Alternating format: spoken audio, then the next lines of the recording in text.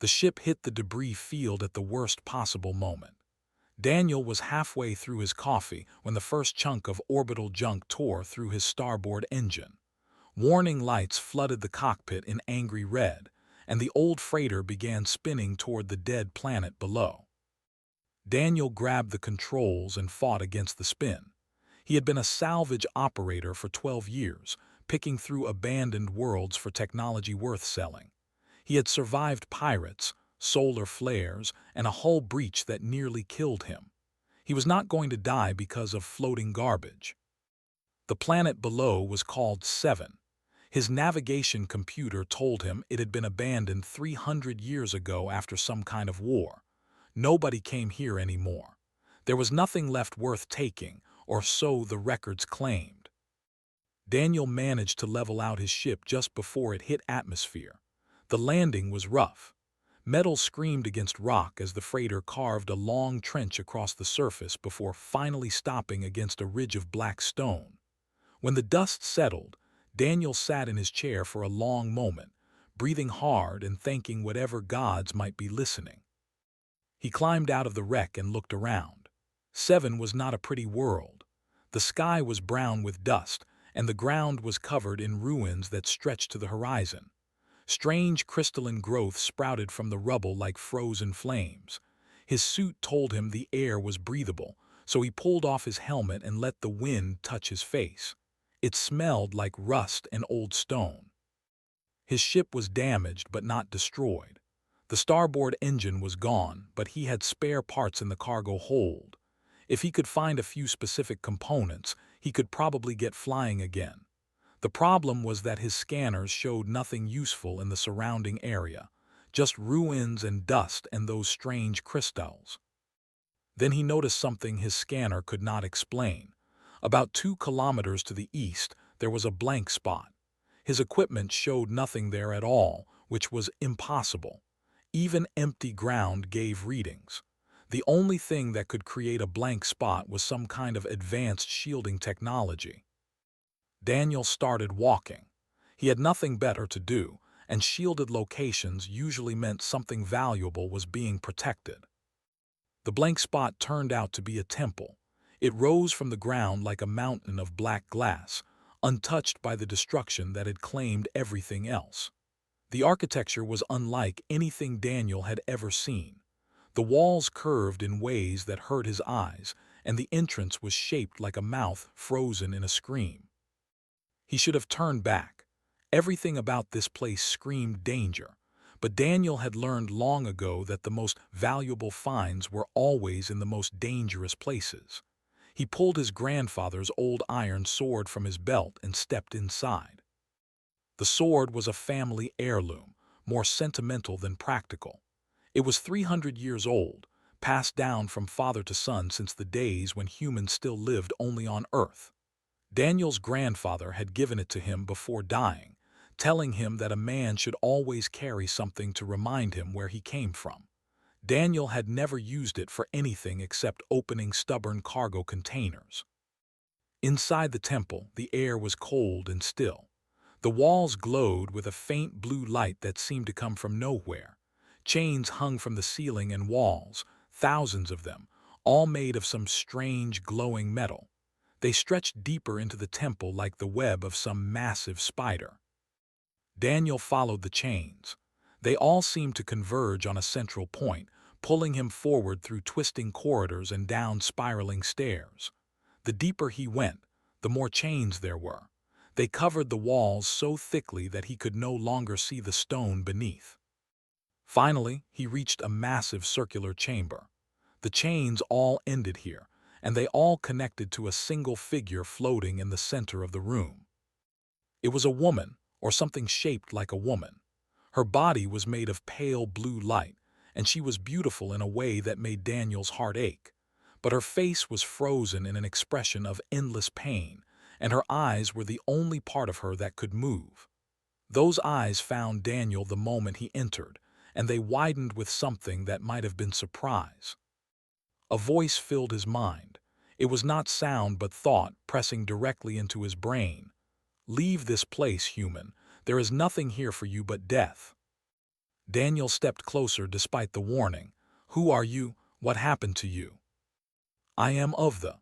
I was a guardian of this galaxy long before your species learned to walk upright, and I am a prisoner.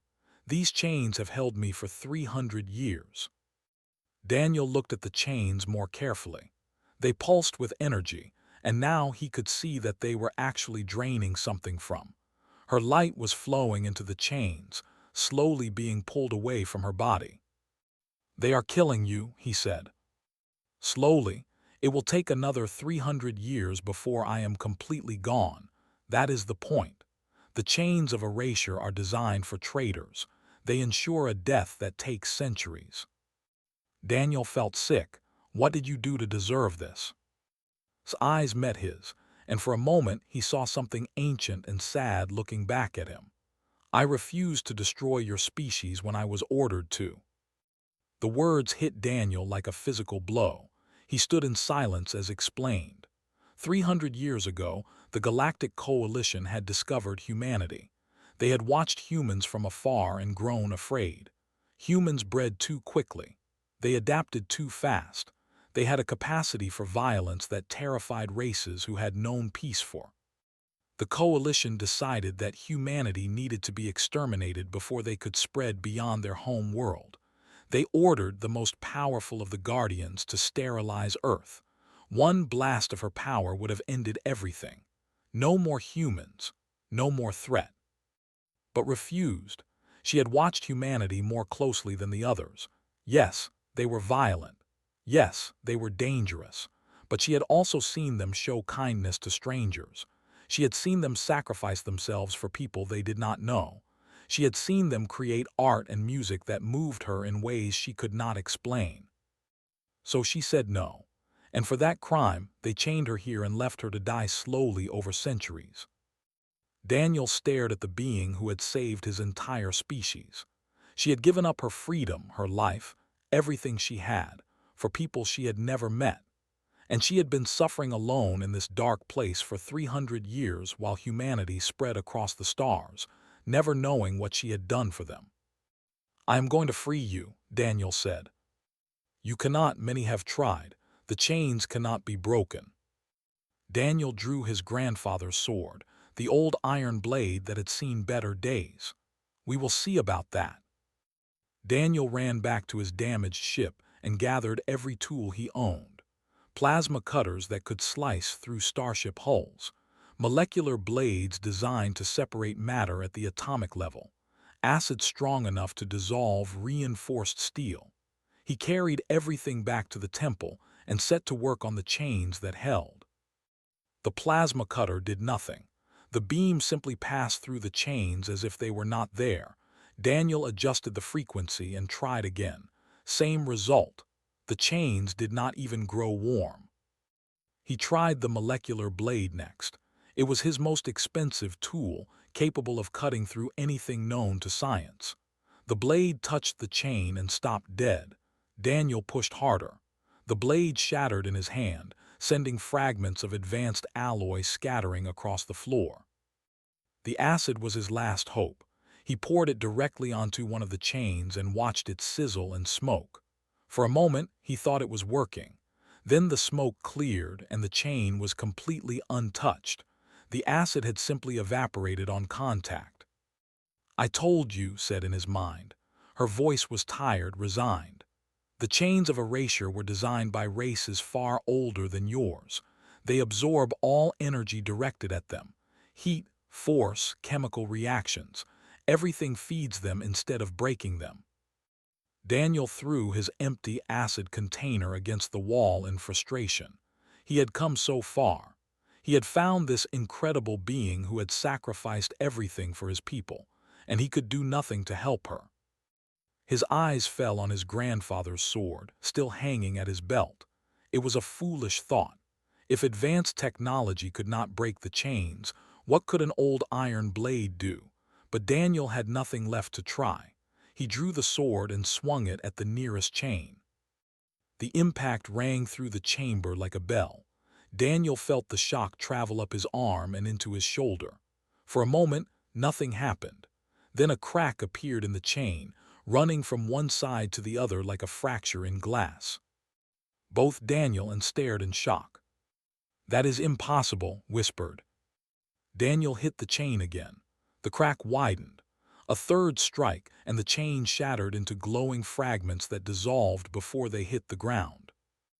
"Iron," said, her voice filled with wonder. "Pure iron. The Coalition never considered it. No advanced race has used iron for anything in thousands of years. It is too primitive, too simple. They designed the chains to absorb sophisticated energy and resist complex materials. They never imagined anyone would attack them with something so basic." Daniel looked at his grandfather's sword with new respect. The old man had always said that sometimes the simplest tools were the best. He had never imagined how right he would turn out to be. "How many chains are there?" Daniel asked. "Thousands." Daniel tightened his grip on the sword. "Then I better get started." He worked through the night and into the next day. Each chain required multiple strikes to break. The iron sword had never been designed for this kind of punishment. It chipped and dulled with every swing, but Daniel kept going. His arms burned. His hands blistered. Sweat soaked through his clothes and dried and soaked through again. As the chains began to change. Her light grew brighter. Her frozen face started to show movement. After the first 100 chains, she could turn her head. After 200, she could move her arms. She watched Daniel work with an expression he could not read. "Why are you doing this?" she asked him during a brief rest. "You owe me nothing. We have never met before today." Daniel wiped sweat from his forehead and leaned against a wall. "You saved my entire species. You have been suffering here alone for 300 years because you refused to kill people you had never met. How could I not try to help you?" "Most would not. Most would take what they could carry from this temple and leave. The galaxy is full of beings who care only for themselves." Daniel smiled. "I am human. We do things differently." He returned to work. The hours blurred together. Daniel lost track of time completely. He ate when he remembered to, slept when he could not stand anymore, and spent every other moment swinging his sword at chains that seemed endless. Told him stories while he worked. She described the galaxy as it had been 300 years ago, when the Coalition was young, and there were respected guardians rather than forgotten legends. She told him about the debate that had decided humanity's fate, how close the vote had been, how many had wanted to give humans a chance to prove themselves. She also told him what had happened since her imprisonment. The Coalition had grown complacent without the to guide them. Corruption had spread through the government. Wars had broken out between member species. And humanity, despite being considered a lesser race and excluded from galactic politics, had spread to dozens of worlds. They were thriving despite every obstacle placed in their path. "They fear you more than ever now," said. "You were supposed to stay small and weak. Instead, you have grown strong. They do not know what to do about you." Daniel broke another chain. "They could try treating us as equals. That would require admitting they were wrong to fear you in the first place. Pride is a powerful thing, even among species that have existed for millions of years." On the third day, something changed. Alarms began echoing through the temple, harsh and loud. Its expression shifted to one of fear. "The chains are connected to warning systems across the galaxy," she said. "The Coalition knows I am being freed. They will send ships." Daniel looked at the chains still holding her. He had broken perhaps half of them. There were still hundreds left. "How long do we have?" "Days at most, perhaps less." Daniel attacked the chains with renewed fury. He no longer took breaks. He no longer slept. His body screamed for rest, but he ignored it. Every moment that passed brought Coalition ships closer to this world. His sword grew shorter as pieces broke off. The edge was completely gone now, more club than blade. But iron was iron. It still cracked the chains. It still set free one binding at a time. On the fourth day, Daniel's sword finally shattered completely. He had just broken the second-to-last chain when the blade snapped in half, leaving him holding nothing but a short stub of metal. One chain remained, glowing bright and strong, keeping tethered to her prison. Leave, told him. You have done more than anyone could ask. One chain is not enough to kill me. I will survive. But if the coalition finds you here, they will execute you. Daniel looked at the broken sword in his hand. Then he knelt and picked up the largest shard from the floor. It was about the length of his palm, sharp on one edge, ragged on the other. I did not come this far to leave you with one chain still holding you. He began sawing at the final chain with the shard of iron. It was slow, brutal work. The chain was thicker than the others and the shard kept slipping in his grip. His palms tore open. Blood ran down his wrists and dripped onto the floor. The iron grew slick and hard to hold. But Daniel did not stop. He could not stop. Not now, not when he was so close. The chain began to crack.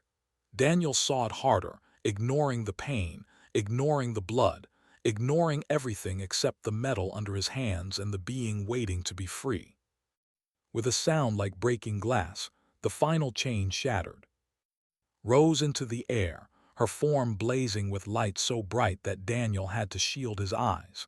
When he could see again, she was floating before him, free for the first time in 300 years.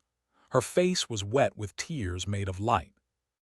Then both of them felt it, a rumble that shook the entire temple. Daniel ran to the entrance and looked up at the sky. Coalition warships filled the horizon. Dozens of them, maybe more, dropping out of hyperspace like a swarm of angry insects. They had come to make sure their prisoner never escaped. And they had brought enough firepower to destroy a planet. The coalition fleet arranged itself in a perfect formation above 47 warships, each one bristling with weapons capable of reducing cities to ash. At the center of the formation sat the flagship, a massive vessel shaped like a blade, its hull decorated with the symbols of a dozen conquered worlds. On the bridge of that flagship stood Fleet Admiral Mora. She was a reptilian species known for their patience and their cruelty. 4 arms folded across her armored chest as she studied the tactical display. Her yellow eyes showed no emotion, but inside she felt something close to joy. She had waited her entire career for this moment. The capture of would make her a legend. The traitor who had the coalition 3 centuries ago was finally within her grasp. Scan the temple, she ordered. I want to know exactly what we are dealing with. Her officers worked their controls. After a moment, one of them looked up with confusion on his face. Admiral, our scans show 2 life signs. One is, the other is human. Mora's scales rippled with surprise. Human? What is a human doing here? Unknown, Admiral, but the energy readings suggest he is no longer bound. Someone has broken the chains. Mora's claws scraped against the railing she was gripping. The chains had been designed to be unbreakable. The greatest minds in the coalition had created them specifically to hold and some random human had somehow destroyed them. She opened a communication channel that would reach the entire planet below. Attention! This is Fleet Admiral Mora of the Galactic Coalition. The being known as is a convicted traitor. She will be recaptured and returned to imprisonment. The human who freed her will be executed for crimes against the Coalition. Any resistance will be met with overwhelming force. You have 1 hour to surrender. Down in the temple, Daniel heard the message echo through the chamber. He looked at, who was still glowing with power but clearly exhausted from her centuries of captivity. Breaking the chains had freed her, but she was far from full strength. You need to run, he told her. You are free now. You can escape while they are focused on me. Turned to face him. Her expression was hard to read, but her voice in his mind was firm. I did not endure 300 years of torment to abandon the first being who showed me kindness. We face this together or not at all. They will kill us both. Perhaps, but I would rather die free beside a friend than live forever as a coward. Daniel wanted to argue, but he could see in her eyes that it would be pointless. She had made her choice. Now he needed to make his. He looked at his damaged ship sitting in the trench it had carved during landing. The engines were still broken. He could not fly. He could not fight. Against 47 warships he had nothing. Except his communication array. That still worked. "I have an idea," he said.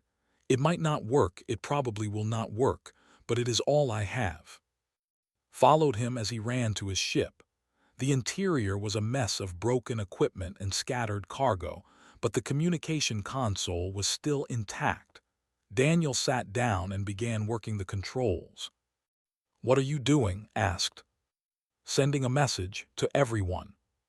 He set the transmission to broadcast on every human frequency across the galaxy. Military channels, civilian bands, emergency networks, everything. Then he began to speak. "My name is Daniel. I am a salvage operator. 3 days ago, I crash-landed on a planet called Seven and found something incredible. A being named has been imprisoned here for 300 years. She was punished because she refused to destroy humanity when the Coalition ordered her to. She saved our entire species, and we never knew. We never thanked her. We never even knew her name." He paused to catch his breath. Outside, he could hear the rumble of Coalition ships moving into bombardment position. "I freed her. I broke her chains with an iron sword that belonged to my grandfather, and now the Coalition is here to kill us both. They have 47 warships. I have a broken freighter and a shard of metal. I know the math does not work, but I could not leave her there. I could not let her suffer for another 300 years for the crime of showing us mercy." He leaned closer to the microphone. "I am not asking for rescue. I am not asking for war.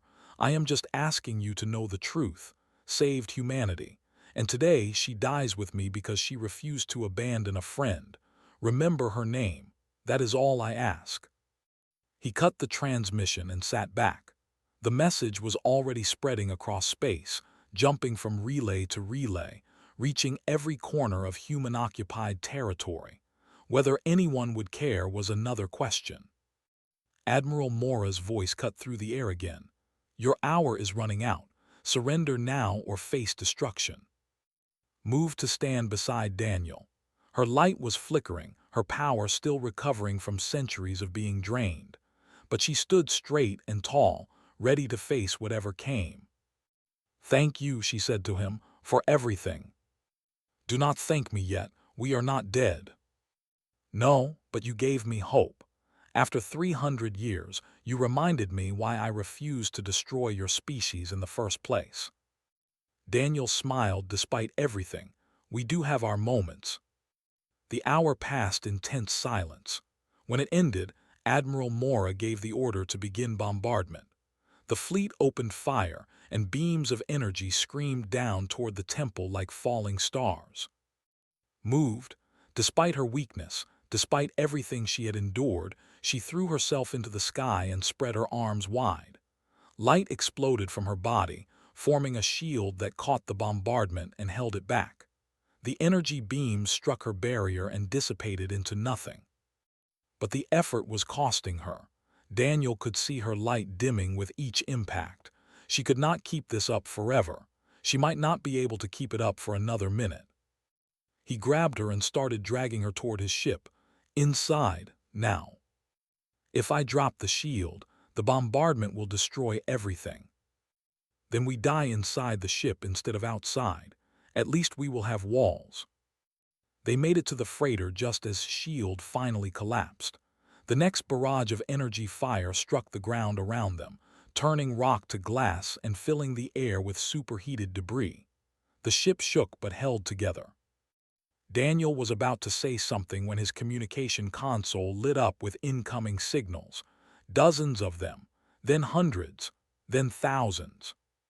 "What is happening?" asked Weekly. Daniel stared at the console in disbelief. "They heard me. They actually heard me."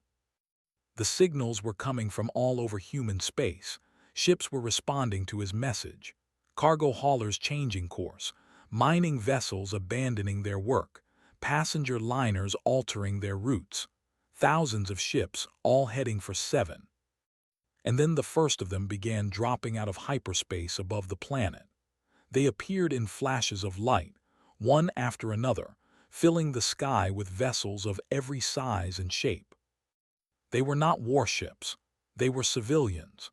Ordinary people who had heard a story about a being who had saved their species and decided that they could not stand by and do nothing. Admiral Mora stared at her tactical display as the human ships kept coming. 500, 1,000, 2,000, more were arriving every minute. For the first time in her career, she did not know what to do. The human fleet was unlike anything the Coalition had ever seen.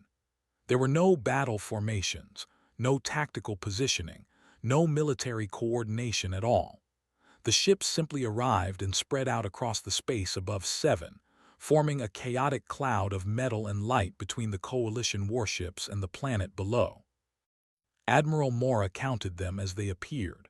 3,000 civilian vessels now filled her tactical display, freighters loaded with cargo, passenger ships full of families, mining rigs with ore still clinging to their hulls. They had come from every corner of human space, dropping everything to answer one man's call for help. "This is madness," her tactical officer said. "They have no weapons. They cannot possibly think they can fight us." Mara watched the human ships arrange themselves in a loose formation. They were placing their bodies between her fleet and the planet, human shields made of steel and engine fire. Her communication officer looked up from his station. "Admiral, we are receiving a transmission from the human fleet. They are asking to speak with you." "Put it through." A woman's face appeared on the main screen. She was perhaps 50 years old, with gray hair pulled back in a practical braid and eyes that showed no fear at all. Behind her, Mora could see the bridge of a converted freighter, all worn metal and patched systems. "This is Lisa of the cargo vessel Silver Wind," the woman said. "I speak for the people who answered Daniel's message." Mara kept her voice cold and controlled. "You are interfering with Coalition business, human. The prisoner is a convicted traitor. Her recapture is mandated by galactic law. If you do not withdraw immediately, you will be considered enemies of the Coalition." Lisa did not flinch. "Saved our entire species. She suffered for 300 years because she refused to commit genocide. We are not leaving without her." "You have no authority here. Humanity is not a member of the Coalition. You have no legal standing to interfere." "You are right, we have no authority, we have no warships, we have no weapons that could scratch your hulls." Lisa leaned forward and her eyes grew hard. "But we have something you do not understand. We have gratitude, and we have stubbornness. Every person on every ship out here heard what did for us. They left their homes, their jobs, their families to come here and stand in your way. You can kill us all, but you will have to do it in front of the entire galaxy. And then you will have to explain to everyone why the mighty Coalition slaughtered 3,000 civilians to recapture someone whose only crime was showing mercy." Mara felt her scales tighten with anger. This human was threatening her, not with weapons or force, but with something far more dangerous: public opinion, political consequences.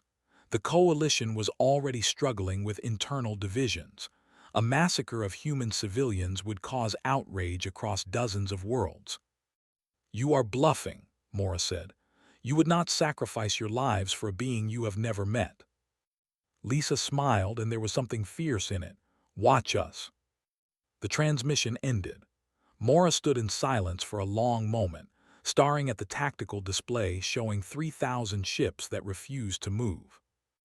"Admiral," her tactical officer said carefully, "what are your orders?" Mora did not answer immediately. She was thinking about her career, her legacy, the political situation back home. The Coalition Council had sent her to recapture quietly, without incident. This was the opposite of quiet. This was the most public confrontation between the Coalition and humanity in 3 centuries. "Prepare ground forces," she finally said. "If we cannot bombard the surface, we will send troops to capture the prisoner and the human who freed her." began launching from the Coalition warships, heading down toward the planet's surface. Each one carried a squad of Coalition soldiers, heavily armed and ready for combat. On the surface, Daniel watched them coming, was resting inside his ship, her power slowly recovering but still far from full strength. He had no weapons except a shard of broken iron. The odds were impossible. But he was not alone anymore. The human ships had begun landing too. Not warships, but cargo haulers and passenger vessels and mining rigs. People were climbing out of them, ordinary people with no military training, carrying whatever tools they had brought from their normal lives. Hammers and wrenches and mining picks. They were forming a ring around Daniel's ship, hundreds of them, then thousands, standing together against the approaching. Lisa found Daniel in the crowd. She was shorter than he expected, barely reaching his shoulder, but she carried herself like someone who had faced hard times before and come out the other side. "You started something here," she said to him. Daniel looked at the people surrounding him, young and old, male and female, from worlds he had never visited. They had all come because of a message he had sent in desperation. "I did not expect anyone to actually show up." "That is because you do not understand humans as well as you think. We forgive a lot, we forget a lot, but we never forget a debt, and we never abandon our own." The Coalition landed beyond the ring of humans. Soldiers began pouring out, forming battle lines, weapons raised and ready. An officer stepped forward with a translation device. "By order of the Galactic Coalition, you are all commanded to disperse.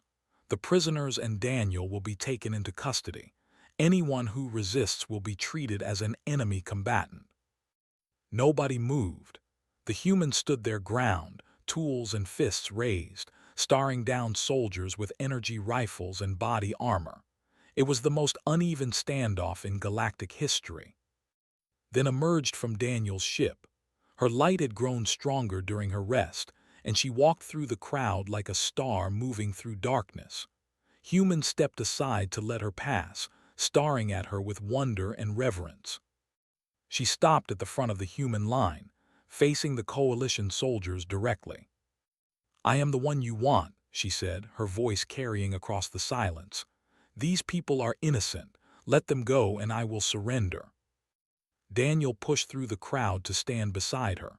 "No, you already sacrificed yourself once for us. We are not letting you do it again." "Daniel, please, they will kill everyone here." "Then they will have to kill us all, because none of us are leaving." A murmur ran through the human crowd. Voices began rising in agreement. Nobody was willing to step back. Nobody was willing to let face this alone. The officer hesitated.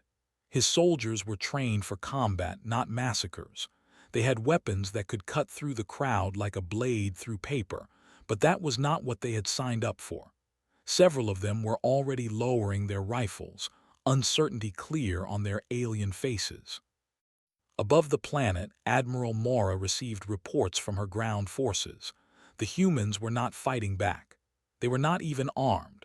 They were simply standing there, refusing to move, daring the Coalition to strike first. She opened a channel to the Coalition Council on the capital world. "We have a situation," she said, and began explaining. The council listened in silence.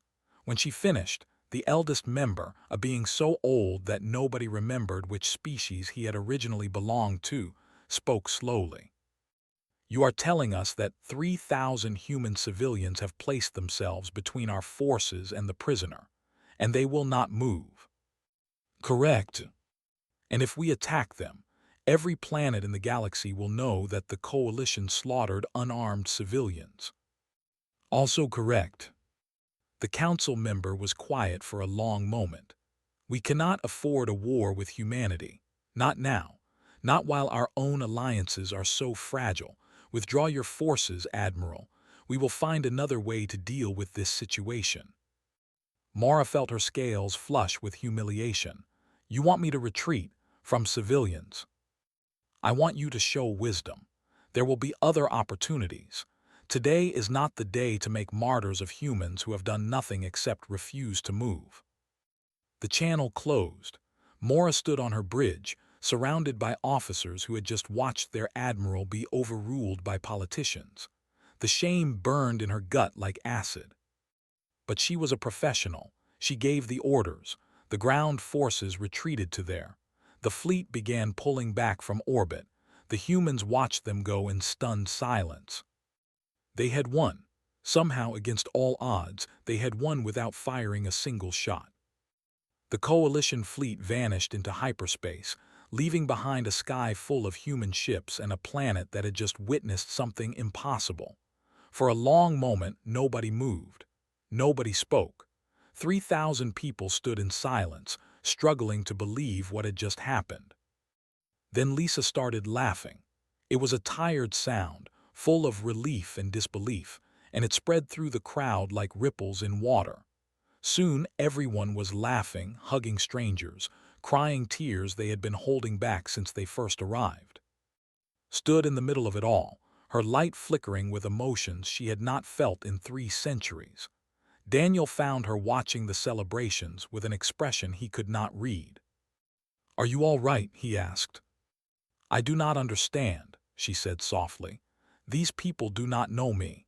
Most of them never heard my name until a few days ago. Why would they risk everything to save a stranger?" Daniel thought about it for a moment. "Because you saved us first, and because that is who we are.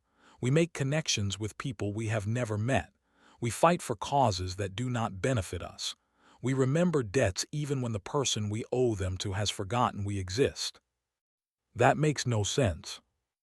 "I know, we confuse ourselves sometimes too." Turned to face him fully. Her eyes, which had seen the birth and death of stars, looked at him with something close to wonder. "You are a strange species, Daniel." "We get that a lot." The celebrations continued for hours. Ships that had brought only passengers started bringing food and supplies down to the surface. Someone set up a medical station. Someone else started cooking a massive meal using ingredients from a dozen different worlds. Music began playing from improvised speakers, a chaotic mix of songs from every human culture. Daniel found himself surrounded by people who wanted to shake his hand, slap his back, or simply thank him for sending the message that had brought them here. He had never been comfortable with attention, but he endured it for sake. She was the real hero. He had just been in the right place with the right sword. As the day turned to evening, approached him again.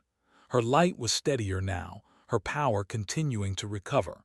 Soon she would be back to full strength, one of the most powerful beings in the galaxy once more. "The Coalition will not forget this," she said. "They retreated today because they had no choice, but they will look for ways to punish humanity, to make you pay for defying them." Daniel nodded. He had been thinking about that too. Let them try. They thought they could scare us with warships and threats. Instead, they made us realize how much we can accomplish when we stand together. That is not a lesson we will forget. You will need allies, friends in the galactic community who can help protect you when the Coalition tries to strike back. "Are you offering?" Smiled, and it transformed her face into something beautiful beyond words. "I am. You gave me my freedom, Daniel. You showed me that the mercy I granted 300 years ago was not wasted. The least I can do is help your species find its place among the stars." Over the following weeks, the news of what had happened on 7 spread across the galaxy. The story was told in bars and boardrooms, in government chambers and private homes. A human with a rusty iron sword had freed a guardian. 3,000 civilians had faced down a coalition battle fleet, and the mighty coalition had been forced to retreat without firing a shot. The story changed things. Other species began looking at humanity differently. These were not the primitive, violent creatures the coalition had described. These were people who remembered their debts and stood by their friends. These were people worth knowing. 1 year after the events on 7, stood before the Galactic Coalition Assembly. The Great Hall was filled with representatives from 100 species, all watching her with expressions ranging from hatred to curiosity to fear. She wore robes of deep blue that matched the light flowing through her body. Beside her stood Daniel, wearing a formal suit that he clearly found uncomfortable and a new sword at his hip. The blade had been forged from the iron of his grandfather's shattered weapon, remade into something both old and new. "I come before you today as the ambassador of humanity," announced, her voice filling the chamber without any need for amplification. "I know there are many here who still fear them, who believe they are dangerous, who wish they had never left their home world." She paused, letting her words sink in. 300 years ago, I refused to destroy them. I was called a traitor. I was chained in darkness and left to die slowly over centuries. And in all that time, I never regretted my choice, because I knew that humanity was worth saving. She gestured toward Daniel. "This man proved me right. When he found me imprisoned, he could have taken whatever valuables he could find and left. Instead, he spent 3 days breaking my chains with nothing but an iron sword and his own determination. When the Coalition fleet arrived to recapture me, he sent a message to his species, not asking for help, not demanding rescue, just telling them the truth about what I had done." Her voice grew stronger, carrying emotions that made several delegates shift uncomfortably in their seats. 3,000 humans answered that message. They came in cargo ships and mining vessels and family transports. They had no weapons, they had no military training. They came anyway. They stood between me and a battle fleet and refused to move, because that is who they are. They protect those who protect them. They never forget a debt, and they never abandon a friend. A murmur ran through the assembly. Some delegates looked angry, others looked thoughtful. A few, from species who had their own troubled history with the Coalition, looked impressed. "Humanity asks for nothing except a fair chance," continued. "The opportunity to prove themselves as equals among the stars. I believe they have earned that chance, and I intend to help them claim it." The debate that followed lasted for hours. Some species argued against recognizing humanity. Others spoke in their favor. In the end, no final decision was reached, but something had shifted. The Coalition could no longer pretend that humans were a minor threat to be contained and controlled. They were a force that had to be reckoned with. After the session ended, Daniel and walked together through the halls of the assembly building. Coalition officials gave them dirty looks. Delegates from other species approached to offer quiet words of support. "That was quite a speech," Daniel said. "I meant every word." "I know, that is what made it effective." They reached a balcony overlooking the capital city. Towers of light and crystal stretched toward the sky, monuments to civilizations that had existed for millions of years. Somewhere out there, across the vast distances of space, human colonies were building their own monuments, their own future. "What happens now?" Daniel asked. "Now we work, building alliances, changing minds, showing the galaxy that humanity deserves its place among the stars. It will take years, decades perhaps, but I have time." Daniel leaned against the railing, looking out at the alien skyline. "You know, when I crashed on 7, I was just looking for salvage, something to sell so I could keep flying. I never expected any of this. Life rarely turns out as we expect. That is what makes it interesting." A council member passing by paused to stare at them. He was like Admiral Mora, his scales glittering with suspicion and barely concealed hostility. "Why?" he asked, his voice sharp. "Why did you choose to represent the humans? Of all the species in this galaxy, why them?" Turned to face him. Her light brightened slightly, and took an involuntary step back. 300 years in chains had not diminished her presence when she chose to use it. "Because when everyone else saw a species to fear," she said calmly, "one man saw a friend to save." They had no response to that. He walked away muttering to himself, leaving Daniel and alone on the balcony. Daniel touched the sword at his hip, feeling the weight of iron that had once belonged to his grandfather. The old man would have loved this story. A salvage operator from nowhere, standing in the heart of galactic power, helping to change the future of his entire species. "Ready to get back to work?" asked. Daniel smiled, "Always." Together they walked back into the assembly building. The galaxy stretched out before them, vast and full of possibilities. And somewhere in that vastness, humanity was rising. Not through conquest or war, but through the simple act of keeping their promises and standing by their friends. It was, Daniel thought, the most human thing they could possibly do.